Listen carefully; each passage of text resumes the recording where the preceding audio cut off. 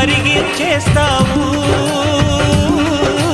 శిలకు ప్రాణాలు నువ్వే పోస్తావు. ఆడినంతసేపు ఆడుకొని బొమ్మలన్నీ విసిరేస్తావు, తెలియని పసిపాపై బొమ్మరిల్లు కట్టేస్తావు. ఏ మాయ తెలియని పసి హృదయాలను తలో దిక్కుగా విసిరి కొడతావు. గుండెని